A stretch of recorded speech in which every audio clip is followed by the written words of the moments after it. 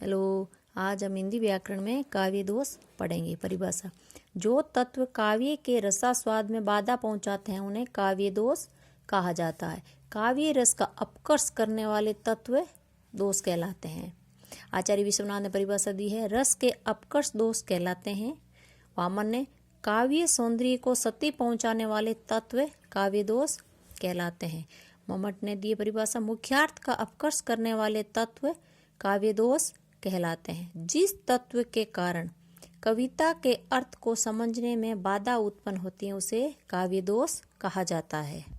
काव्य दोष के प्रकार: शब्द दोष, अर्थ दोष, वाक्य दोष और रस दोष। एक एक हम विस्तार से पढ़ेंगे। पहले शब्द दोष।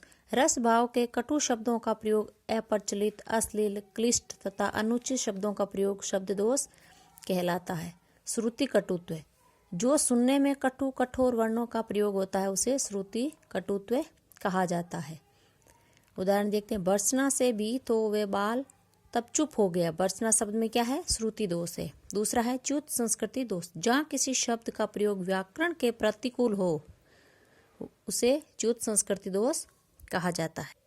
उदाहरण देखते हैं च्युत संस्कृति दोष का। इस निराशता को छोड़ो, आशा से लो काम। निराशता शब्द में क्या है? व्याकरणिक दृष्टिकोण से गलत है शब्द। तीसरा है ग्रामत्व दोष, जब कवि की भाषा में ग्रामीण व बोलचाल की भाषा का प्रयोग होता है उसे ग्रामत्व दोष कहा जाता है। मुड पे मुकुट धरे सोहत गोपाल है। मुड पे, मुड क्या है? ये ग्रामीण शब्द। यहाँ क्या होगा? मुख पे मुकुट धरे सोहत गोपाल।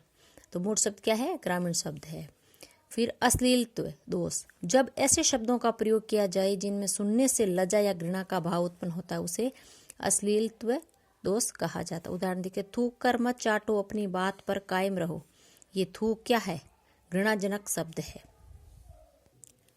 पांचवा प्रकार है अप्रित्व दोष, ऐसे शब्दों का प्रयोग जो विशेष अर्थ के लिए शास्त्रों में ही प्रयुक्त होते हैं, विशेष अर्थ के लिए शास्त्रों में प्रयुक्त होते हैं उसे अप्रित्व दोष कहा जाता है। उदाहरण देखते हैं। विष में है ये गोदावरी अमृतन को फल देत।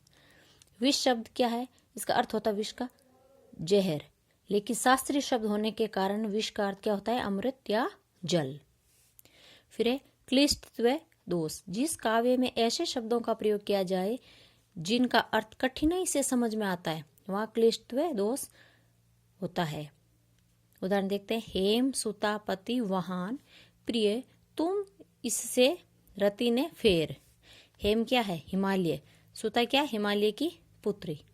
तो इसमें क्या है? काव्य में ऐसे शब्दों का प्रयोग होता है जिनका अर्थ कठिनाई से समझ में आता है, बहुत कठिन होता है इनका अर्थ। फिर है अक्रमत्व दोष, वाक्य में शब्दों का क्रम उचित स्थान पर प्रयुक्त न हो। काव्य में शब्दों का क्रम उचित स्थान पर प्रयुक्त न हो उसे अक्रमत्व दोष कहा जाता है। उदाहरण है। विश्व में लीला निरंतर कर रहे हैं मानवी।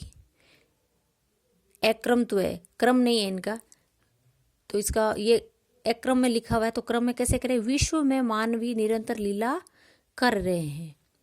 फिर है दुष्क्रमत्व दोष। दुष्क्रमत्व दोष में क्या है? काव्य में शब्दों का शास्त्रीय या लोक विरुद्ध क्रम प्रयुक्त होता हो उसे दुष्क्रमत्व दोष कहा जाता है। उदाहरण देखते हैं। मारुत नंदन मारुत को मन को खगराज को वेग लजायो। मन को सही क्रम में नहीं रखा है। मन का वेग मारुत तथा खगराज के वेग से अधिक होने के कारण उसको सबसे अंत में रखा जाना चाहिए। फिर दूसरा था अर्थ दोष। अर्थ दोष क्या है? काव्य में उसके अर्थ द्वारा उत्पन्न दोष अर्थ दोष कहलाते हैं। अर्थ दोष के प्रकार है। पहला है पुनरुक्ति दोष, जहाँ शब्द भेद से एक ही बात को बार बार या दो बार कही जाए उसे पुनरुक्ति दोष कहा जाता है। उदाहरण देखते हैं। मैं निस्तेजों का तेज, युगों के मूक मौन की बानी है। मूक मौन शब्द भेद मात्र है, शब्द भेद मात्र है लेकिन अर्थ एक ही है। मूक और मौन, इसका अर्थ होता है चुप रहना, शांत रहना। फिर दूसरा है प्रसिद्धि विरुद्ध, जहाँ लोक या शास्त्र विरुद्ध वर्णन हो वहाँ प्रसिद्धि विरुद्ध दोष कहा जाता है। उदाहरण देखते। उदयगिरी पर पिनाकी का कहीं टंकार बोला। उदाहरण में पिनाकी अर्थ शिव, शिव का संबंध उदयगिरी से दिखाया गया है लेकिन ये लोक शास्त्र के विरुद्ध है। पिनाकी का संबंध कैलाश पर्वत से होता है और इसमें क्या बताया, पिनाकी शिव का धनुष की टंकार उदयगिरी पर सुनाई न देकर कैलाश पर्वत पर देती है। तो इसमें क्या प्रसिद्धि विरुद्ध है। फिर है कष्टार्थत्व दोष, जहाँ अर्थ की प्रतीति में कष्ट हो। उदाहरण देखते हैं, वैसे अभेद सागर में प्राणों का सृष्टि क्रम है। देखो, जहाँ अर्थ की प्रतीति में कष्ट हो, कष्ट है, वैसे अभेद जिसका कोई भेद नहीं है, सागर में प्राणों का सृष्टि क्रम, सृष्टि यानी विश्व का क्रम है। इसका अर्थ क्या है, अर्थ की प्रतीति नहीं हो रही है, कष्ट है इसमें। फिर है रस दोष, काव्य में मिलने वाले रस को उत्पन्न दोष रस दोष कहलाते हैं। रस दोष के 3 प्रकार हैं, एकांत प्रथन दोष, एकांत छेदन दोष, स्वशब्द वाच्यत्व दोष। ये थे हमारे काव्य दोष।